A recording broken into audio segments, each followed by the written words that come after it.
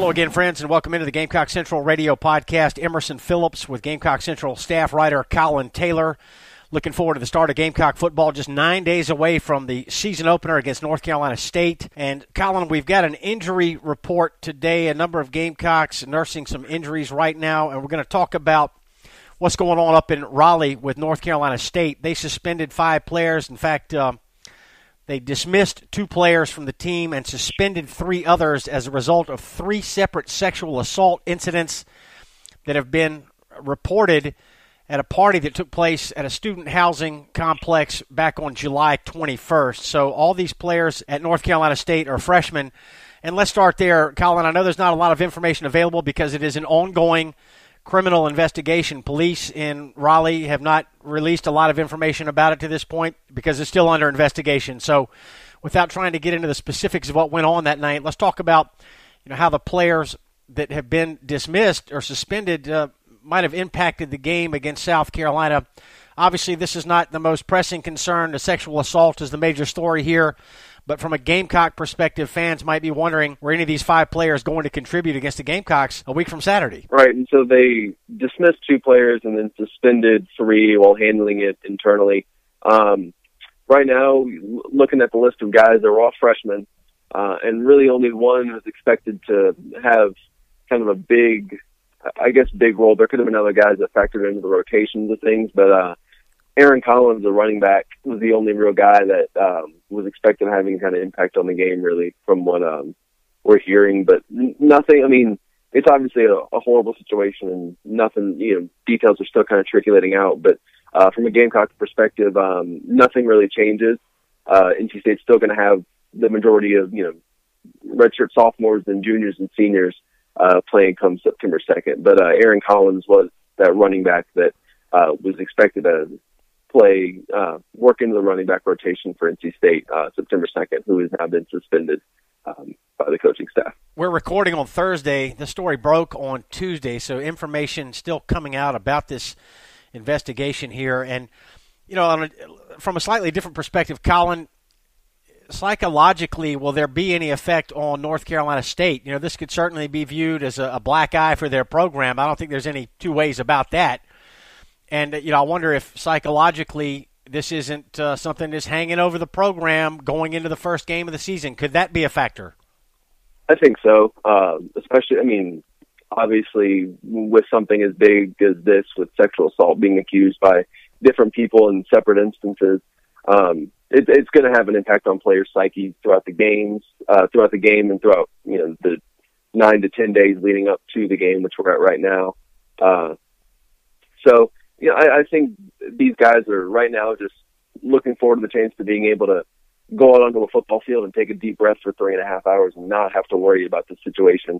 I think they're going to play probably a little bit tighter to begin the game just because, obviously the beginning of the season, but it's, different. They're trying to not think about it, so they're going to try and play looser, which in turn makes you play a little bit tighter, I think. But over the course of the game, maybe halfway through the second quarter and whatnot, they're going to relax a little bit, and I think that's when the real game obviously starts. So I think they're going to play a little bit tight to begin with just because of everything that's going on and being the first game, and then loosen up somewhat, closer to halftime. The 5 NC State players could face criminal charges, obviously, and more information continues to come out about this, but no charges have been filed as of our recording on this Thursday. But all 5 players disciplined by head coach Dave Doran and the North Carolina State Athletics Department and their school administration for violating the code of conduct that is in place for student athletes at North Carolina State University. So we'll continue to monitor this situation, certainly not trying to downplay the importance of the story itself, but just wanted to give our fans, our listeners, a little bit of perspective on how this may impact the game. So we'll turn our attention now, Collyn, to the Gamecock injury report here, and we got 5 players to talk about today. The first of which is Stephen Montack, a starter in the secondary a year ago, stress fracture in the foot. He's been wearing this walking boot for about 10 days. And Muschamp said earlier this week that he is still uncertain if Montack will be available for North Carolina State. He'll be questionable going into the game, and Montack's an important player for a thin Gamecock secondary Muschamp said earlier this summer that Montague is one of two players in the secondary that can play all three secondary positions, so he's very valuable to that Gamecock defense. Right, and Montague is essentially the Swiss Army knife of this secondary, along with Chris Lamons. Montague, played a little bit at safety last year, played a little bit at cornerback last year. Is in his second year with this defense, kind of knows what to do, knows what to expect, and was figured to be a heavy part of that rotation. Maybe not start necessarily with, Fenton and King and Jam Williams kind of manning that cornerback role, but was a guy that they were going to bring in when teams wanted to spread the field against him, was going to be a guy that is used. Muschamp obviously said questionable last night in his call-in show, but questionable and doubtful and all those words get floated out so often. So we really don't know what his status is right now. I mean, they said they're going to evaluate after the scrimmage Saturday, and they said that they hope to get him back for NC State prep, which starts tomorrow, Friday, and goes throughout the week. But we really don't know. Coaches are hoping for good news, and I take that walking boot off and hope that the first stress fracture healed on his own. But right now, he's very questionable right now for if he's going to be able to play in that first game. And another Gamecock defensive back, Collyn Taylor Jackson, with a hamstring injury, has been ruled out of the NC State game, and he could miss at least 2 games, we're told. Right, and you never want to see injuries happen regardless of the position group, but the Gamecocks were really, really thin at the beginning of the preseason camp in the secondary and on defense, and now they really don't need any more guys getting hurt, and Taylor Jackson's one of those guys. It was initially thought to be just a general hamstring problem, going to keep him out for a couple weeks during camp, but it's developed into something more that they've noticed that it's a little bit more serious than they originally thought. And the original plan was to get him back right before the NC State game, and now it's looking more like at least 2 games. So September 16th would be the first time they'd be able to play him against Kentucky in that night game. But yeah, now the Gamecocks kind of have to figure out what they're going to do in the secondary with, Montague and Taylor Jackson still trying to figure out, their injury status going forward. We'll stay with the secondary, Collyn. Jalen Dickerson, we learned last week, Gamecock freshman safety, ruled out for the upcoming season. He had surgery last week. What's the latest on him? Right, so he had surgery. It was successful. Muschamp said the doctors saw everything they were expecting to see. Nothing really surprised him during surgery. Went well, and Jalen's back with the team now. Saw his high school team play last Friday, and they came back early this week. He's with the team now. He was at the team's open practice on Monday, and he's going to start, he's starting his rehab once he can, and should be ready to go for next season. So he's a big part of what the Gamecocks want to do going forward. Yeah, the initial report was about 3 weeks until Dickerson can begin aerobic training, 8 weeks before he can hit the weights, and about a 6-month full recovery time for Jalen Dickerson.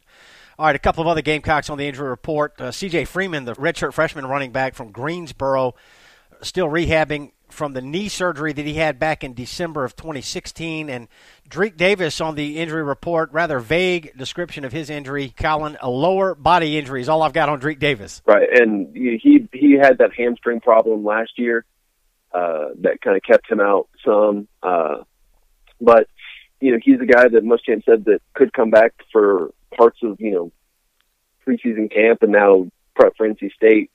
He's hoping to get him back sooner rather than later. That way he can kind of try and fit his way into the rotation at wide receiver. But right now he's kind of behind the 8 ball because he's sat out some of camp.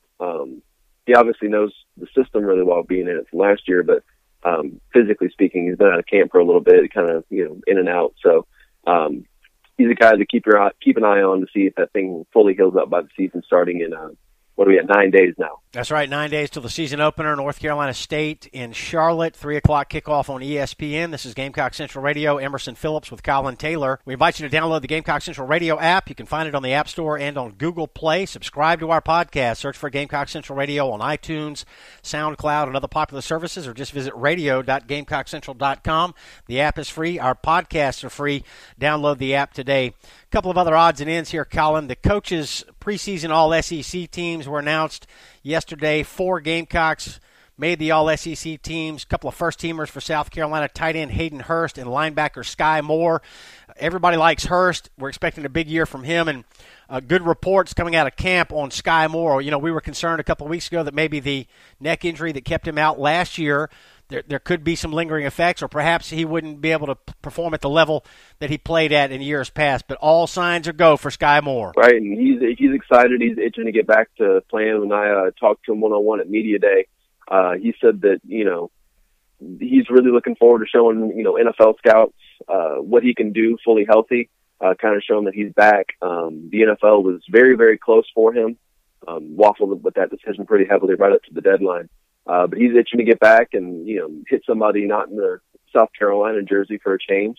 And he's really not concerned right now about, you know, re-injuring himself. He said once the doctors gave him the all clear, he was good to go. There was no hesitation on his part, and he's back into it fully. And Will Muschamp said that he's had a really good camp too, and is going to be obviously a heavy, you know, used heavily in that defense this year. Two other Gamecocks made third-team All-SEC for the coaches. Wide receiver Deebo Samuel as a wide receiver and an all-purpose player, and Gamecock offensive lineman Zach Bailey named to the third team as well. And Collyn, the University Athletics Department announced that new pyrotechnics will be featured during the 2001 stadium entrance for the Gamecock football team this year. A lot of folks are talking about that this week. Right, and from, you know, what we've seen from, it wasn't necessarily an open practice, but they had a practice that they opened up to upperclassmen at the university and faculty and staff, where they kind of unveiled, we think, some new video and obviously the pyrotechnics. And from the video that we've seen from it and kind of the student and faculty reaction, that it's going to look really, really cool, especially when it's a night game or kind of a big game like that. And when it's all decked out in garnet and black too, the labeling hadn't been on there. But it's just another thing to where they're trying to, you know, all of this is essentially a recruiting tool as well to kind of get, you know, players interested in South Carolina. And they're installing that with the DJ for pregame and, you know, intermittently throughout the game. So I think these are positive steps, obviously, trying to enhance game day atmosphere and making sure fans of all ages have fun at these kind of games. And I think pyrotechnics are a cool way of kind of getting the younger, you know, fan base involved and kind of focus on the game while they're in the stands. Game week is just about upon us here. Will Muschamp had his first call-in show, the radio show of the new season last night.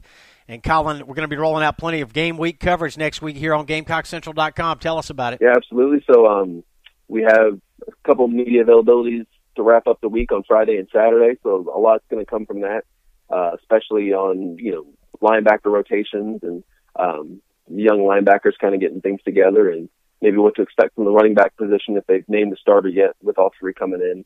And then kind of paying attention to the left tackle spot and, you know, different starting spots on the defense, kind of who they expect to contribute at linebacker, obviously, with behind Bryson Allen-Williams, TJ Brunson, and Sky Moore. So a lot to digest over the next few weeks leading up to game day. There's a lot to focus on. We've got Gamecock football covered from stem to stern here on GamecockCentral.com. And Collyn this week also had a chance to sit down for a one-on-one chat with new Gamecock baseball coach Mark Kingston. That article is on the website right now as well. We encourage you to check that out. Collyn, great work as always, and we appreciate you. Thank you. Thank you so much. I enjoyed it. That's Collyn Taylor, and I'm Emerson Phillips, and this is Gamecock Central Radio. Thanks for joining us.